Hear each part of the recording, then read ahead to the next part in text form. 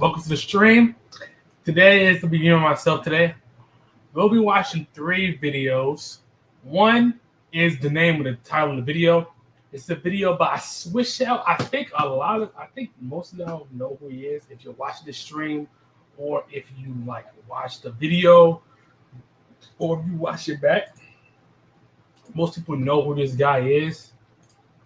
So it's a video where we're gonna talk about these players that's in these certain situations because some of these players are in bad situations. Speaking of the Damian Lillard thing that's there right now, I made a video talking about Damian Lillard. I actually uploaded it yesterday. So if you're watching this stream back, then you should go watch that video because that video was really good. I enjoyed making that video. So let's go ahead and get it started. We're going to go ahead and start watching this video, and let's go. The offseason so far to me has been pretty surprising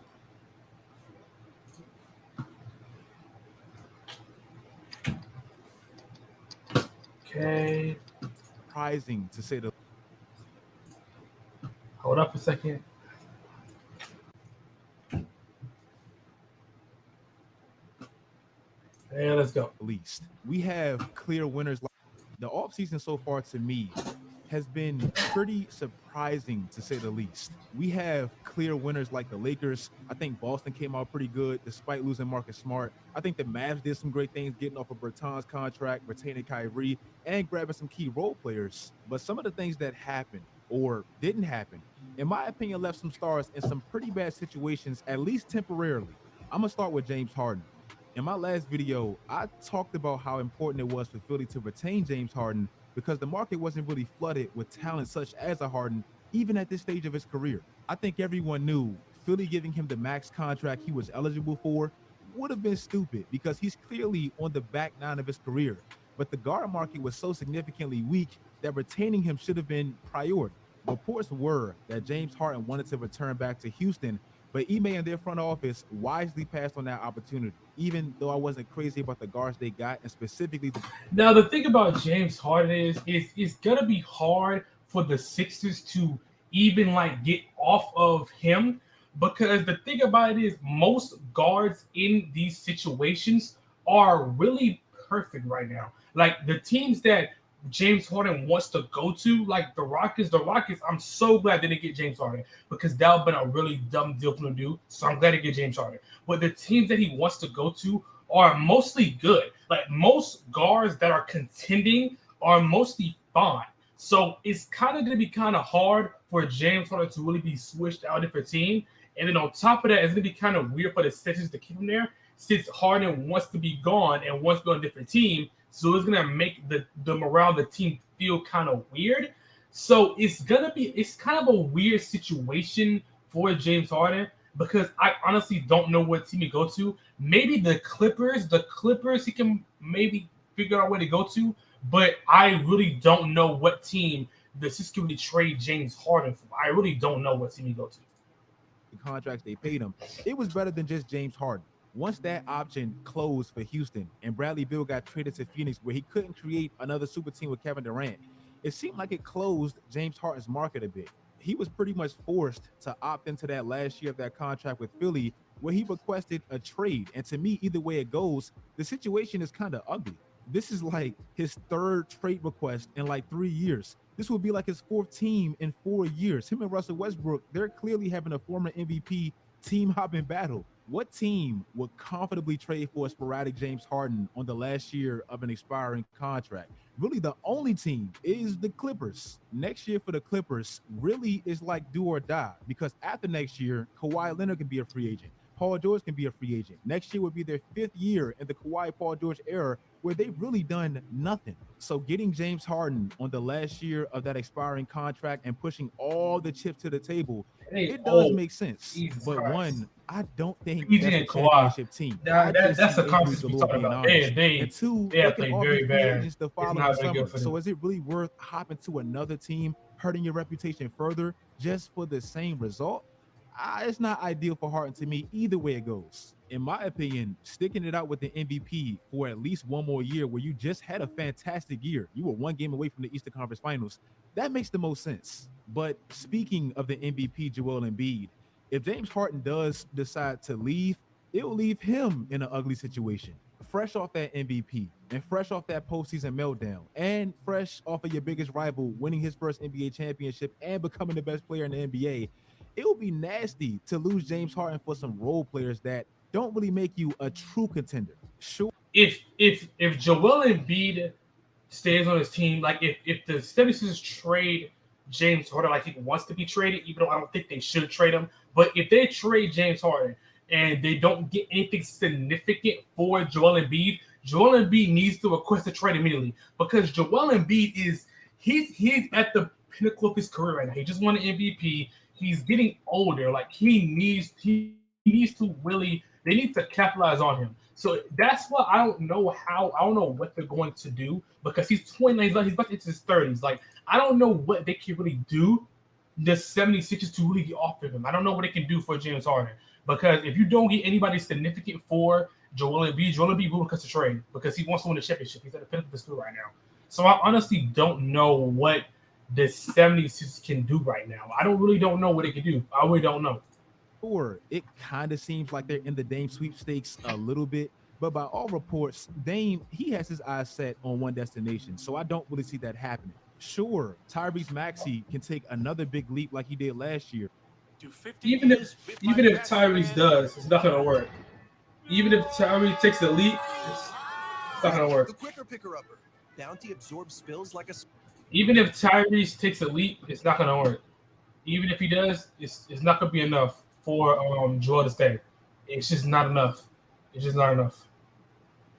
It's just not enough. It's just not. That's not enough people for him to stay. That's not.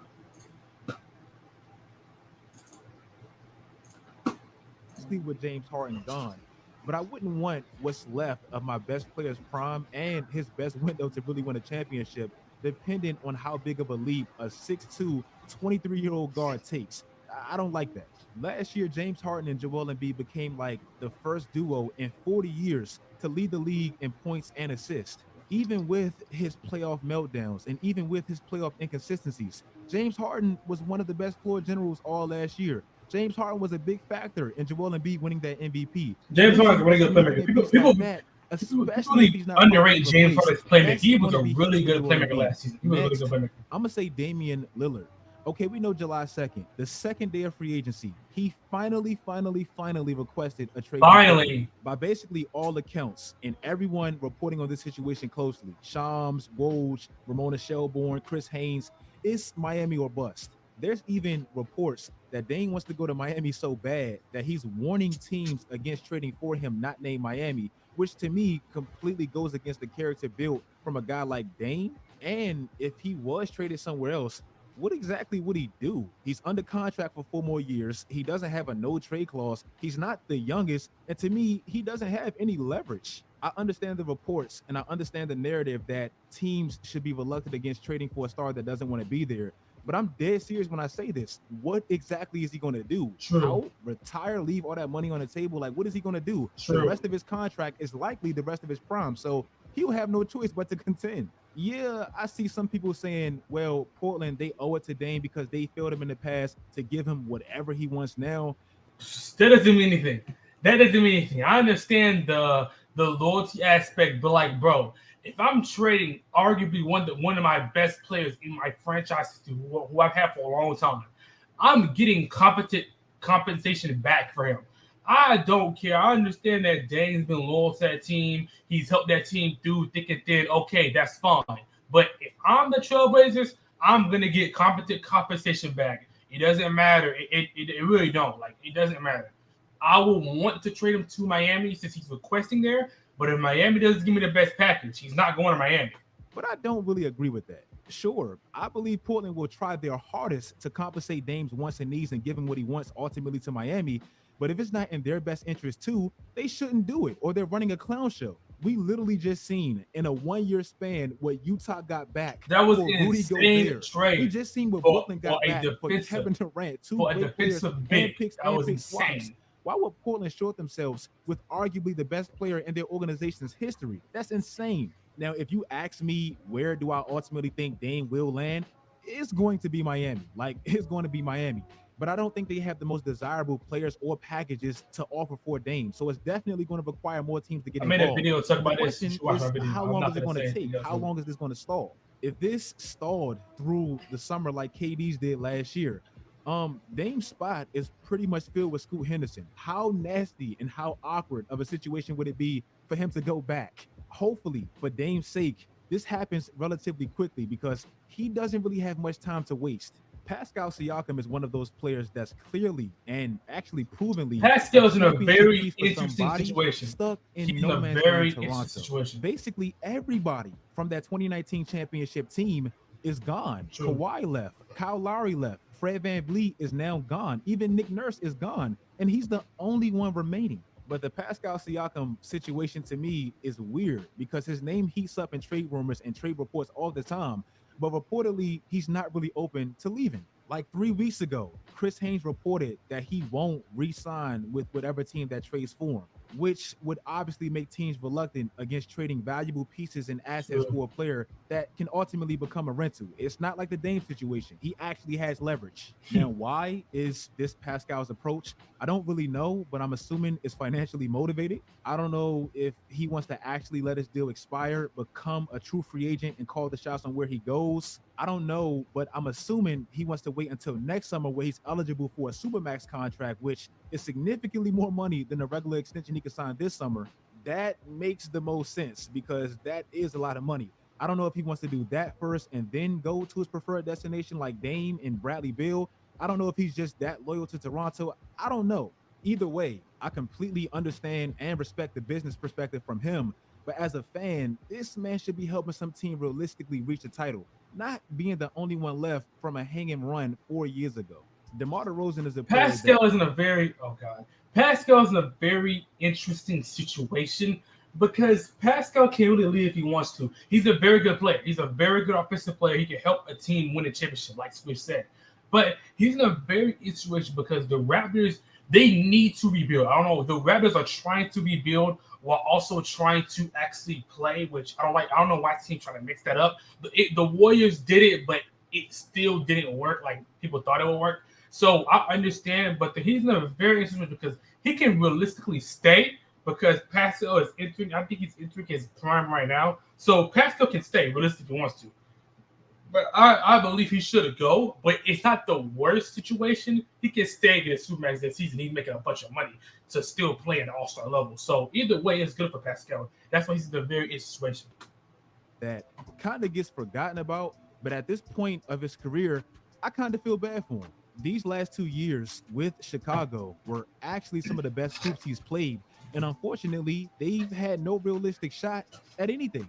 Lonzo Ball's career, it seems like it's over. And oddly, it feels like he was the glue to that short run they True. had. Like Lonzo was very underrated on his this name team. constantly Lonzo's a pops very up in underrated trade player. rumors, and I don't know Lonzo's a how very long he'll underrated last in player. Chicago. They retained Vooch this offseason. I didn't like good that. because they didn't lose him for nothing.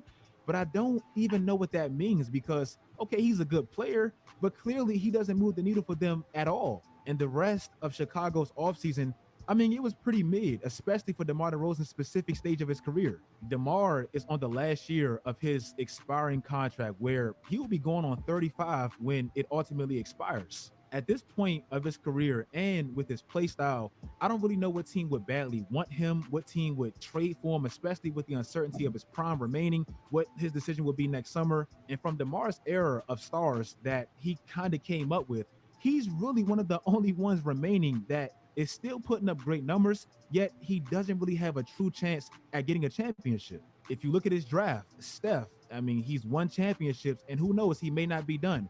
James Harden, even if he stays in Philly, he still has a shot. True. Drew Holiday, he's won a championship, and he still has a shot.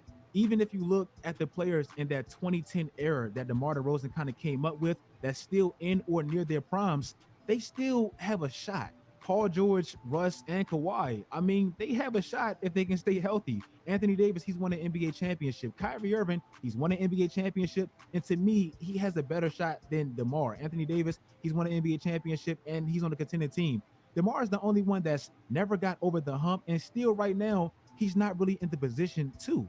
Next year, he's going to be 34 years old, probably still putting up great empty numbers. He's been a perennial all-star. He's never made an NBA Finals. And where Chicago is right now, he's not going to get that chance, at least next year. And to me, that kind of sucks. If you guys like this video, Think about the thing about DeMar, and y'all doesn't mad at me for saying this. The thing about Lamar is like the thing is I feel bad for DeMar. I do a little bit because I feel like DeMar can help a team out. But the thing is though, is DeMar is so bad, like historically bad in the playoffs, that yes, DeMar DeRozan will help a team. I don't like him in a bad situation like that because he's on a bad team.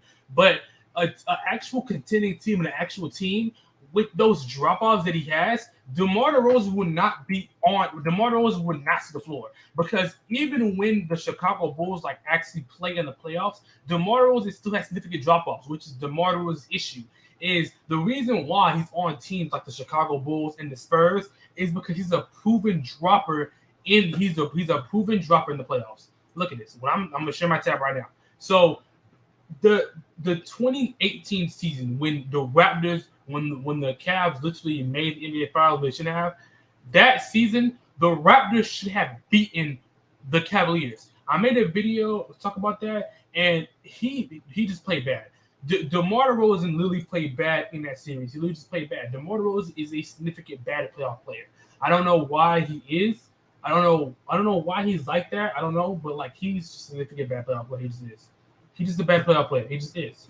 Like you can't score 8 points. You can't score 8 points. 13, like 16, like I don't know why he plays like that. I don't know. So even if he does, improve, like he goes to a different team, I just feel like he will still play bad in the playoffs. I want to see him play better. So we're gonna watch another switch out video talking about the best stars. Then we're gonna watch this video that I haven't seen, but it's been going around a lot. Haven't seen this video, but I heard it's good. After that, and that's it. So.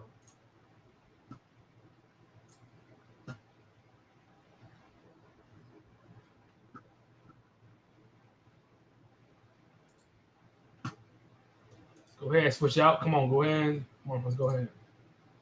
This video, I talked about some players that I actually believe are in some pretty bad / weird situations. By the way, a few of y'all did point out the positives in Pascal Siakam's situation, and the points were valid, but it's still weird because it's like he's trying to force himself onto a team that he's literally already on.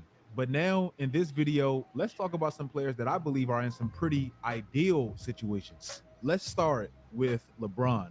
It was funny as hell, at least to me, to hear LeBron at the ESPYs act as if he was breaking some type of major news, letting us all know that he was coming back. Nobody believed that he was leaving. Literally, nobody believed that. He's still playing at an extremely high level, especially given his age. His son just committed to USC across the street from the Lakers. He has at least $110 million left on the table, and he's playing in his dream city, LA. Why would he leave? Nobody, like I said, bro. The Lakers are still a good team. LeBron going into year 21 is actually in a very ideal situation, if you ask me, especially given the previous 2 off seasons and what that roster looked like. 2 years ago, with LeBron going into year 19, winning a championship like 10 months prior, the Lakers impulsively, disgustingly traded their depth for Russell Westbrook. And needless to say, it was a disaster like most people expected. After massively underachieving, going into last offseason, the Lakers were stuck with this massive $47 million contract that they had to literally attach future assets to move, and that ultimately resulted in Russ starting year 20 with LeBron. Again, disgusting. The only moves they could make with those 3 major contracts was stuff like Patrick Beverley and Lonnie Walker and changing the coach. And again, it looked like another wasted season for LeBron. Yep. This summer, fresh off that surprising conference finals appearance that was a lot closer than the sweep would indicate, I believe the Lakers won the offseason. They retained breakout Austin Reeves on a very team-friendly contract, especially given what he could have been offered by other teams, which could have made it very sticky. They retained Rui Hachimura, who gave them so much versatility, especially in the playoffs on both sides. They stole Gabe Vincent from Miami, who I believe is like the perfect combo guard beside LeBron and AD, especially with the unreliability of D'Angelo Russell. And for what it's worth, they retained D'Lo on a pretty reasonable contract. Yeah, he's up and down, and the highs are highs and the lows are low, but the talent is there, and he did give them some pretty pivotal moments. He just was terrible in that conference finals. Even the many moves like Jackson Hayes and Cam Reddish are low risk, high reward moves that patents their depth, which is exactly what LeBron and AD needs at this stage of their careers. Before LeBron got hurt last year against Dallas, he had a 17-game stretch where he averaged like 34. But the problem was how high those minutes were, which I believe ultimately hurt him. The depth retained and added is exactly what I believe he and AD needs for a realistic shot at a second championship together. So bravo to the Lakers. The thing is that people understand is I don't know why people think LeBron is like very ideal player that he can play as much as he wants to. The thing that I have been saying, screaming about the Lakers, is they need to get depth. And they finally did. The reason why they lost the Nuggets, even though they did get swept, yes, they got swept. It was a sweep, but it was very like twisted. It was very close, and the game was good. The games were very good games. The reason why they lost is because when the Lakers players played bad, there is nobody to really come in for them. Like D'Angelo Russell, who was their point guard. D'Angelo Russell played really bad in conference finals. There was no really good point guard to really come in and really play like D'Lo and really help them out. So that's why I'm glad that they got Gabe Vincent, because Gabe Vincent helped out a lot. So I feel like these players will help them out, and these players will put them in very good situations to really help them win. The Lakers had a really good offseason. I feel like they could actually win and they could get some things going. I'm really proud of this team. I'm really proud of the Lakers as they really have a shot at winning again, but I still have the Nuggets. The Nuggets are still a really good team. Jimmy Butler has clearly taken the Miami Heat as far as he possibly can on that type of team. Did he have the greatest NBA finals? No. But it's hard for me to criticize him or call him a fraud like I've seen when his team had no business being there in the first place. I'll reemphasize this point again. The player with the most playoff wins since he joined the Heat 4 years ago is number one PJ Tucker, who had a run with the Miami Heat and won an NBA championship, and Jimmy Butler and Bam, too. For a player that doesn't even have a championship yet, that's a lot of postseason wins in a 4-year span. Now, even though the Miami Heat, they haven't really done much yet this offseason, it looks like they're about to get a mega superstar, which is exactly what they need to really get over that next hump. If Miami's able to land Dame, which I believe they will, I believe that deal is imminent. I don't know if Portland is going to get a better deal than the one Miami has centered around Tyler Hero, especially with Dame making it clear he only wants to play for Miami. When this deal gets done, that'll allow Jimmy Butler to coast offensively and truly assert himself when need be, especially beside a ridiculous scorer like Dame, and it will unlock the true potential of Bam Adebayo as a playmaker. Jimmy Butler is going on 34 years old, and even with the success they've had, since he's been in Miami, he's played on mid-overachieving rosters. It's time that he has a real shot at a championship. And I mean being the favorite, not being the Cinderella story, not being the overachievers that surprisingly made it there. I mean, he has a real shot, and Dame does that. So I can't wait till this deal gets done. SGA feels like the player that took the most significant leap all of last year. And with that, OKC seems like the team with the most clear, bright future for the 2020s. When you really look at it, the potential of this team is insane. They already have an emerging star with Shea. So it's not like they're banking on a top pick that can possibly be a star. They literally already have one. They have a top 3 pick with Chet Holmgren, who, if anything, is going to significantly help their defense. Last year, they were smack in the middle defensively, and I believe he's going to seamlessly become one of the best rim protectors in the league. And he has so much potential offensively. With his versatility and him being able to stretch the floor at that size, and his 7-foot frame being, if anything, a lob threat, he's going to make Josh Giddey and Shea much better playmakers than they already are. Last year, Josh Giddey, for the last 20 games of the year, quietly damn near averaged an 18-point triple-double at 20. The Thunder is a really good team. I'm glad people are like realizing how good the Thunder team is, because the Thunder team is really good. Like, I like watching Shea play. Like, I genuinely like watching Shea play and the Thunder play, and how Shea emerged and how he's becoming such a great star. So I really feel like this team not now because they're still young, but this team is going to develop, and especially the picks that their owner has, this team is going to be a very scary team with Shea. If Chet becomes the player he's supposed to be, he's a really good defender, but if he becomes the player he's supposed to be offensively, that's will be dangerous. And Josh is a really good playmaker. Like, I'm really excited for this team. 20 years old. One of my favorite rookies last year, Jalen Williams. He's efficient, he's versatile, he's great defensively, and he's just a great addition for Lou that type Dort of is culture. really Not even underrated. mentioning Lou Dort, who's arguably the best on-ball defender in the league. And this team has 35 draft picks over the next 7 years, in which 15 of them are first rounders. That's 2 first-round picks over the next 7 years. That's crazy. I do think first-round picks can be a little overrated, but if anything, they're assets. So if Sam Presti ultimately decides to speed up their rebuild and get a proven star, they literally have everything you need to get him. Like I said, SGA at 24 years old, surrounded by a plethora of young talent, a plethora of young picks, and proven great management. He's in a great situation. Yes. I'm so happy for Russell Westbrook, and he's in a great situation to me because he found what looks to be somewhat of a home. He's still in LA. One thing, Snap Sports. This team, I'm gonna Russell Westbrook. They can win Russell Westbrook. They really can. Where he's played his previous 2 years, where he's from, with his boy Paul George and Kawhi, who's also from LA. He's on a much smaller, much more reasonable contract now. So the added contractual pressure and all that is gone. And he's on the Clippers, where the expectations are relatively low. Say what you want about Russ and his time with LeBron and AD with the Lakers, where we knew he never should have been. He played great when he got to the Clippers, especially in the playoffs. Literally, because of injuries, he was the most reliable one between him, Kawhi, and Paul George. Ty Lue started him and never took him out even when he struggled. His teammates completely supported him. I'm glad it felt like he they was got him wanted. back. So Russ I'm happy Russ for belong on the because he Clippers. really found a home. Russ is really Kevin good. Durant is in what looks to be yet another great situation. First of all, he's starting the year with where he ultimately wanted to be going back to last year, the Phoenix Suns. Second of all, they didn't lose much, but an aging Chris Paul, and they replaced him with Bradley Beal. And lastly, and surprisingly, they had a pretty great offseason, especially given what they had to work with. Obviously, and the big one, they got Bradley Beal while still keeping DeAndre Ayton. And also, they filled out the rest of that roster way better than expected.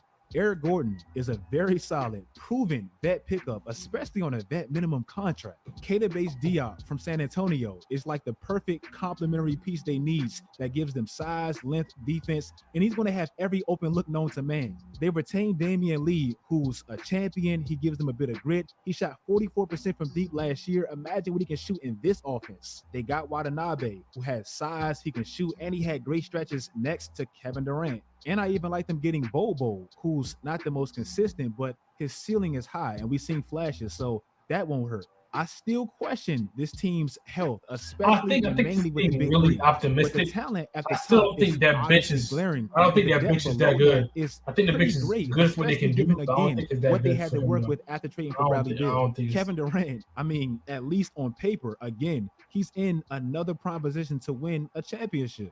And lastly and quickly, I still think that Suns gonna work. I'm just not into the Suns team. I'm just not. I think it's gonna work regular season wise, but playoffs, I'm still worried about this team. I still don't think it's gonna be that good of a thing it's gonna be. I'll add Luka Doncic. I don't think Luka is necessarily in a situation where he can win a championship. I just don't. But given what could have happened this offseason and ultimately what did, they came out pretty solid. I still feel like they need to patch that hole on the glass because that was a glaring problem last year. But getting off of Davis Bertans' terrible contract in the draft was Please. great. Davis Re-signing Bertans is Kyrie, so bad. obviously, it comes with its uncertainties, but you couldn't really lose him because you really had no leverage. Getting Grant Williams, that was a great trade. You get the wing defense you need while still being able to play him offensively because he can stretch the floor, and he will fit perfectly with that offense. So that was great. Rashawn Holmes, he can possibly help out on the glass and defensively where they need that. And Seth Curry, I wasn't crazy about the addition because I don't know how much he's needed, but he's familiar with Luka and Kyrie, so it won't hurt. Again, I don't think that's a championship team. Like, I just don't. But it could have been a lot worse, and they came out pretty solid. So I just added Luka on this list. If you guys like this video, make sure you like this video. If you made it this far, comment the team you think won the offseason and the team you think lost the offseason. Follow my social media sites for all my updates. I think the Heat are going to win the offseason eventually because if the Heat get Dame Lillard, they're automatically the favorites to win the championship, literally automatically. So I feel like they can really do it. I just don't believe in that Suns team. I don't do it.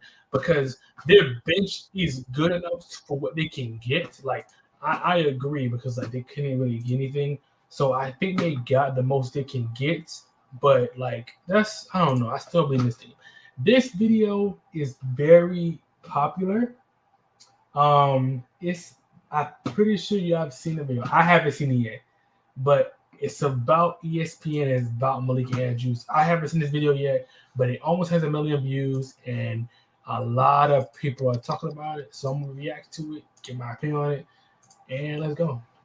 Of black human beings, the ultimate hater. There is nothing about her existence that says I'm black and I'm proud. Be remiss not to also mention that Missoula was arrested twice at West Virginia, once in 2008 for underage drinking and aggravated assault. Adrian Payne was shot and killed in Orlando, Florida, early Monday morning. In 2018, he was waived by the Magic after he was named in a report by ESPN's Outside the Lines that he'd been involved in an alleged sexual assault. His name did surface in court testimony involving a case where his former teammate and another man, they've been indicted for capital murder. The NBA media is often disliked by many, usually just for their annoying journalistic tendencies. But considering recent involvements, one member of the NBA media stands out among all. She goes by Malika Andrews. In her short career in basketball media, Malika has already swiftly established herself as a very disliked figure for various reasons. Whether it be from taking extremist stances, targeting specific groups of people, or just arguing out of bad faith, she's not unfamiliar to any of it. But despite these concerning incidents, the recent large-scale firing in an attempt to cut costs by ESPN saw the exit of many experienced and clean-slated analysts and hosts including Jalen Rose, Jeff Van Gundy, and Max Kellerman, while Malika Andrews remained untouched, causing outbursts among the community. While unsurprising, there was no doubt that NBA players, fans, and even her co-workers aren't fond of her. But why is she still such a favorite at ESPN? This is just one of the many questions we'll be answering very shortly. Before we get into that, more recently, the spotlight returned on Malika after the 2023 NBA Draft, where Malika Andrews publicly read out dramatized headlines of Brandon Miller's past, painting the second overall pick in a false and unflattering manner, attempting to tarnish his name. Some claim this was an unintended attack, but judging by Andrews' previous public comments, this incident targeting someone like Brandon Miller should have come at no surprise. Previous encounters saw her get into ill-intended exchanges with Giannis Antetokounmpo, Matt Barnes, and Stephen A. Smith, just to name a few. But before we get into how these altercations developed, let's rewind the clock and better understand who Malika Andrews is. The thing that about sports journalism that I don't like is like the thing that they try to do is they try hard to really try to get the next take and try to improve on what they've done. So I don't understand why she's saying those things, because the thing I'm gonna make a deep video on this topic because sports media isn't as good as it used to be, especially in certain areas, like with the ESPN things when they cut off some people, and with certain things that's going on, certain things just aren't as good as used to be. Like certain analysts just aren't good analysts. They don't give a good enough analysis and good enough takes to really even justify some of the things they're saying. Like some of these takes are just not good. Like the Kendrick Perkins Jokic take generally was generally racist. Like that was a racist take he had on him, and it just wasn't even. It wasn't even. It was literally not even a good take. It literally wasn't a good take. I'm trying to find it because it literally like he literally was saying that he literally was saying that he's racist. He was literally saying that Jokic is winning those MVPs because he's white, which just not even saying he's a good player. I'm gonna pull the video because it just didn't make sense. Like, this is actually crazy. Why didn't he never bring up this in particular subject? When it comes down to guys winning MVP since 1990, it's only 3 guys that won the MVP that wasn't top 10 in scoring. Do you know who those 3 guys were? Who are they? Steve Nash, Jokic, and Dirk Nowitzki. No. Dunk the biscuit. what do those guys have in common? I'll let it sit there and marinate. You think about it. Now here's the thing. Like that's actually crazy that you're diminishing how a player plays because of his race.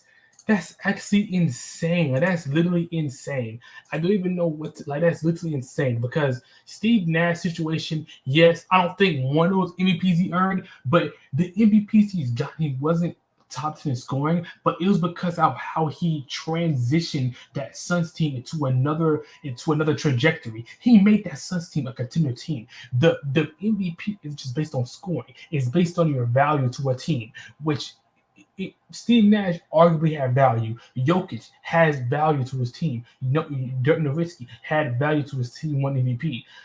It just, like, that's what I'm talking about when I talk about sports media. It's just, the takes are just not good. Malika Andrews was born in January 1995 in Oakland, California, to a personal trainer father and an art teacher mother. She attended a private coeducation prep school called Head Royce School, and she proved to be great academically. Although things seemed to be going great, behind closed doors, it was a different story. Malika Andrews would later claim that as a middle schooler, she was angry, depressed, and anxious, and suffered from multiple eating disorders. She would state that from 14 years old, she would be in survival mode, later admitting to her parents that she may need some professional help. As a result, her parents would enroll her into a therapeutic boarding school in Utah at 14 years old. If you didn't know, a therapeutic boarding school is a school focused on creating a therapeutic schooling and housing environment for students with emotional or behavioral issues. Regardless, she would get through these tough times and graduate high school in 2012, and would later work at a civil rights law firm with her grandpa for a year, before she began her communications degree at the University of Portland.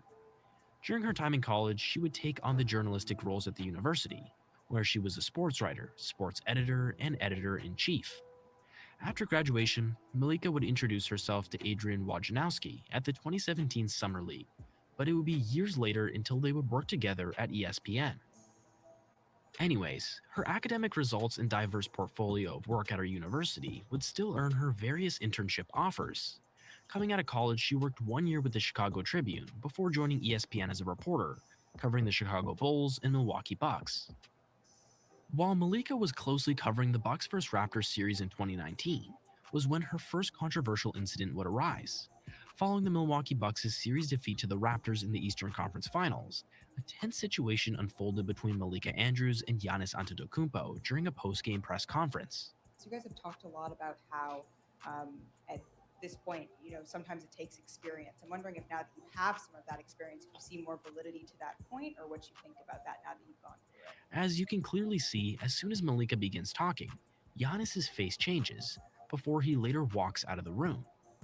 The reason as to why Giannis left was that within a short 15 to 20 minute time frame following his team's exit from the playoffs, Giannis would be notified of an article written by Malika Andrews. In the article, Malika had gone into great detail about Giannis's perspective on his future at Milwaukee with free agency approaching. The article basically created the narrative that his commitment to remaining in Milwaukee was based on whether the Bucks reached the NBA Finals or not. As a result, Giannis would not say a single word and see himself out, due to seemingly not wanting to partake in a conversation with her at all, as it seemed her journalism methods didn't sit right with him. Although some will claim Giannis is overreacting and that Malika was only doing her job, the subsequent controversies that emerged shortly after left the NBA community even more stunned. As time went on, Malika Andrews began being given bigger opportunities at ESPN. In late 2021, due to a diversity requirement and being set up, top ESPN host of 6 years, Rachel Nichols, was fired by ESPN after invasive methods were used to spy on her and set her up. What the? Anyways, this role later opened up to Malika Andrews, an ideal candidate in the role to fit diversity requirements, and soon Malika Andrews would become a regular host that would be seen on ESPN. In early 2022, Malika would get into it with Matt Barnes during a LeBron versus Kobe debate. Oh, God. I'm definitely not saying that, but what I'm saying is Kobe would get in, like, he would not let the way some of his teammates get in someone's face and it doesn't slide. turn into wins, then you're just getting in somebody's face. But it's going to be a problem the entire season. Months later, she would get into another debate with ex-NBA players. can't look assuming at a with my person. eyes. Yeah, but you're No, making an no, assumption. yes, you can. You can't No, look at a yes, sir. person and know Jesus. what their intent was. There is no doubt that Malika's ego is in her way during these arguments, forgetting that she's debating ex-NBA players about basketball. Although these were just small confrontations, it was just a taste of what was yet to come. In September 2022, reports came out that Celtics head coach Ime Udoka was exposed for having a consensual relationship with a member of Celtics staff, breaking team rules, later resulting in his suspension as their head coach for the entire season that followed. In response to the situation and later suspension of Udoka, many members of the NBA media would give their input, including Stephen A. Smith. Stephen would come to the defense of Udoka, pointing out the hypocrisy with the entire publicized incident involving Ime. Every single sport, there's people messing around with each other within an organization. It happens all the time. That is the problem with this issue. This black man that you got up here, we talking about him on national television because you publicize a personal matter where there's a whole bunch of issues personally that have happened in NBA, NFL, Major League Baseball, and other sports. We don't hear about their personal business. This would proceed to get Malika heated and on her high horse. Stephen A., with all due respect, this is not about pointing the finger. We are not here, Stephen A., to further blame women. That is not why we are here. So Stephen A. had to show her who was the real boss. I don't appreciate where you're going with that. My issue is all of this being publicized. The point that I'm trying to make is just You like don't you're think not someone would mentioning. notice if Ime Udoka was not at- Excuse me. I listened to you. You're the one telling me to stop on my show. It ain't happening. However, when discussing the same topic on Malika's show, Yeah, that's crazy. The thing about that is I don't agree with Stephen A. 100%, but I agree what he said at the end is like there was no reason for that to be publicized. They didn't have to be publicized at all. They could have just kept that between the things, and they really could have just fired him or like suspended him for personal reasons. They have to make it public, but that's something that was a long time ago. I'm not gonna really be here to address it. And they got a new head coach, and he's on the Rockets now, so it's fine. He has the job, but that's actually crazy that she really went to his show and was trying to make it seem about women when it wasn't at all. He was talking about the Celtics organization and how those things happen at all. Nothing about women. Nothing about nothing about him dragging women at all. Nothing about that. That's a crazy reach she gave. things went a little different with Kendrick Perkins. This relationship that was had with Ime Udoka and one of these women, it was consensual, meaning that this woman actually played a part in it too. So my thing is, yes, Ime Udoka was wrong. We get that. His punishment, he deserved that, and whatever else follows, I hate it for him, but he put himself in this position. But why are the other people getting left off the hook? Well, that's the problem that I have right now. Kendrick, Everybody got to be held accountable. It is unfair and irresponsible of us to go and to speculate on that, because what we have to. Well, I'm not speculating. Sure. I have the information. I'm not speculating. That whatever rule, the conduct that was broken on one side, it is not the same on the other side. I thank you for your perspective. Although it's easy to point the finger at Malika, the reality of the situation goes deeper and may only point to Malika Andrews as merely just a messenger. Because the truth is, Malika Andrews fits in perfectly as the ideal candidate to promote the woke or feminist narrative that most media tend to push. I think these clips of Jalen Rose may just prove this. We know his name. Maybe I'm missing something as it relates to the law, but why we don't know her name? It's not like she's a minor. I feel like we should know her name publicly as well. After openly sharing his potentially controversial opinion, Rose would swiftly make an apology soon after, taking back everything he said. And I would like to apologize for a comment I made earlier on NBA Countdown. I question why a woman's name who had an alleged affair with Celtics head coach Ime Udoka was not made public. I think it's pretty obvious what ESPN thought about his initial statements. And after assistant coach Joe Mazzulla was named interim coach after Udoka's suspension, This is what Malika said to welcome him. Missoula was arrested twice at West Virginia, once in 2008 for underage drinking and aggravated assault, and then again in 2009 for domestic battery after an incident at Morgantown Bar. You might be wondering, is Malika okay? How does it make sense to bring up Yeah, someone's there was no from point. 13 years There ago was no in a point in saying situation that. where no crimes were committed under There's the no law? point in it. However, when considering Malika's recent comments made about Brandon Miller, a clear yet disturbing pattern is becoming evident. To add to this, around a month after the Ime Udoka situation, during a segment reporting on the death of former Michigan State player Adrian Payne, this is what Malika had to say about Payne. Adrian Payne was shot and killed in Orlando, Florida. Played 4 seasons in the NBA with multiple teams. In 2018, he was waived by the Magic after he was named in a report by ESPN's Outside the Lines that he'd been involved in an alleged sexual assault at Michigan State in 2010. No charges were filed in that case. Again, the pattern of unnecessarily airing out the criminal there's history no of reason black to men talk during about a that. time of vulnerability There's no continues. reason to talk about that. There's So no reason. the question remains, did she speak these words of her own accord, or was she just reading from a script? If she indeed chose to bring up this incident unprompted, it reveals a deep-rooted hatred towards black men. If she didn't, then it brings up a deeper issue within the roots of the organization. Regardless, this doesn't take from the fact that Malika is the one making these absurd and damaging statements. Following this statement, it wouldn't be long until Malika Andrews' antics on television would again turn heads. While welcoming Jalen Rose back during a segment of a show, this happened. Get your finger out of my armpit. We're just happy to see Jalen Rose. Welcome. As you can clearly see, Jalen's hand is by no means under Malika's armpit, and even if it was, why does that need to be brought up on the spot in such an accusatory manner? Nevertheless, another baseless accusation by Malika, and Jalen Rose had to find out the hard way. To add to these two instances That's involving Ime crazy. Udoka and Adrian Payne, more recently, Malika Andrews would bring up an alleged Brandon Miller incident on draft night. His name did surface in court testimony involving a case where his former teammate and another man, they've been indicted for capital murder. Many claim this as unnecessary and undoubtedly an attempt to tarnish Miller's name, just like many other black men. In this situation, Malika provided limited context, reading a sensationalized headline aimed at portraying Miller in the most negative light imaginable within a short segment.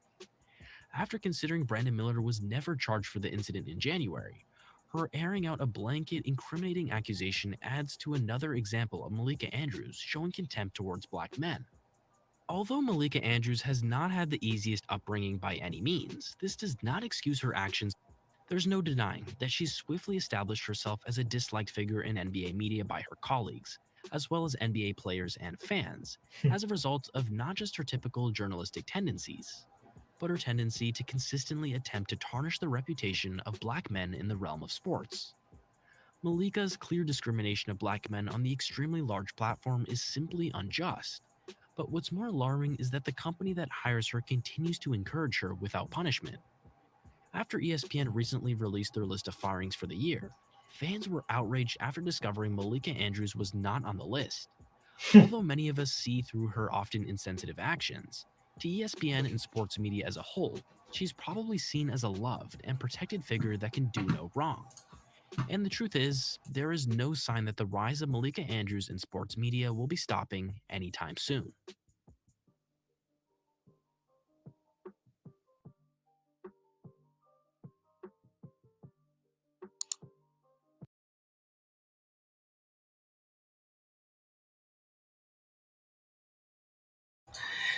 Yeah, there's two things I say about that. One is I feel like that two things happening. There's two sides to the story. One, if Malika Andrews is purposely saying these things, that's really bad, because why are you purposely saying these things about black men? Which is like, I'm not gonna make a big reach and say that she's racist and say that she doesn't like black men. I'm not going to make that reach, because what if it's ESPN making her say those things? But I don't think so. I don't think ESPN would make a person say those things like that. I don't think so. I think it might be her saying those things, and it's really bad for her to say those things and not get any backlash for it. But when Jalen Rose, who didn't even do anything to her sexually or inappropriately, gets fired off the bat because of something he didn't do. She just made a wild accusation.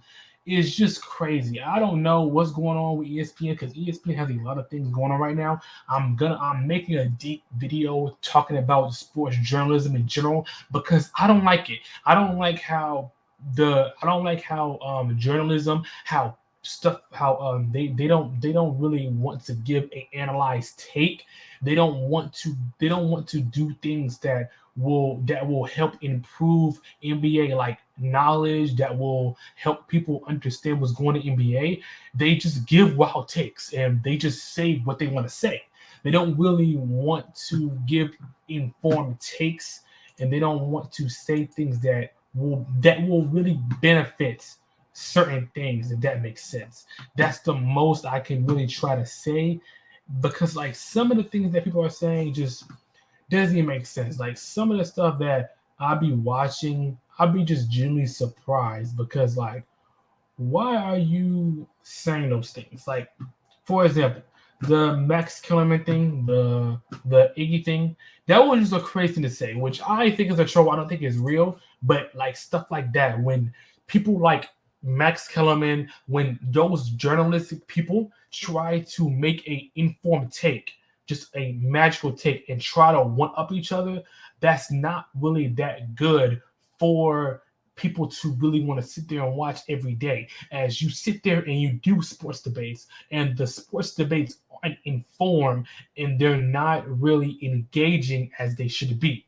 That's why I like about sports. That's just a little bit of how I feel about it. I'm going to make a deep dive video on it because it's a really topic that I've been trying to talk about, and me trying to become one of those people that's on ESPN, one of those people that talks, the one of those sports journalism, one of those analysts, me wanted to be one of them and wants to be in their position. I just don't like the state of it right now. But thanks for watching the video. That's the end of the stream. We're going to be watching some more videos coming up soon. Thanks for watching. We'll see you next time.